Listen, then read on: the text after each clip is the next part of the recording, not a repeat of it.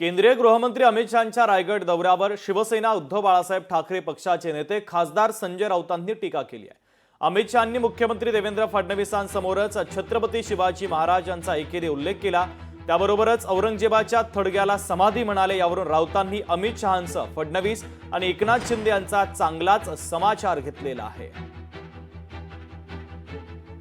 आम्ही ज्याला थडगं म्हणतो त्याचा उल्लेख काल देशाच्या गृहमंत्र्यांनी छत्रपती शिवाजी महाराजांच्या समाधीसमोर मेघडंबरीसमोर औरंगजेबाची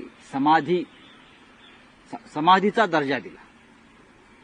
बरं का हिंदुत्ववाद्यानं, नकली हिंदुत्ववाद्यानं औरंगजेबाच्या थडग्याला देशाच्या गृहमंत्र्यांनी काल रायगडावरून छत्रपतींच्या साक्षीनं समाधीचा दर्जा दिला।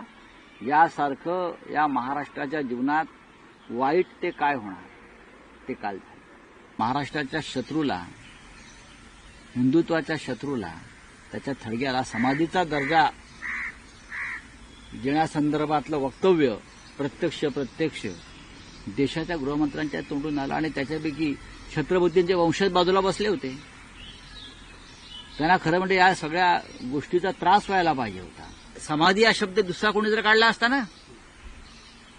हा औरंगजेबाची समाधी हा शब्द इतर कोणाच्या तोंडून निघाला असता तर जे वर त्रिकुट होतं ना, एसएनसी, देवाभाऊ अजित पवार, अजितदादा संयमी आहेत, तर या दोघांनी अक्षरशः थैथयाट केला असता।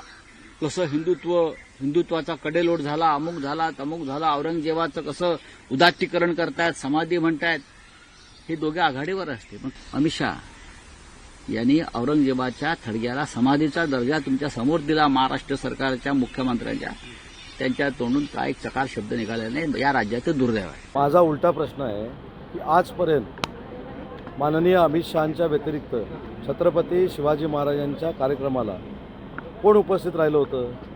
कोणी उपस्थित राहिलं नाही।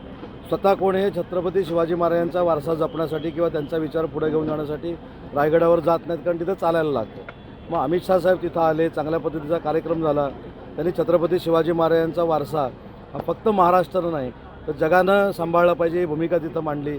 देशाचा आराध्य दैवत आहे असा उल्लेख छत्रपती शिवाजी महाराजांचा केला। पण काही लोकांना कुठेतरी बदनामी करण्याची हौसच असते। लोकशाही मराठी ऐका, पहा, जागरूक रहा।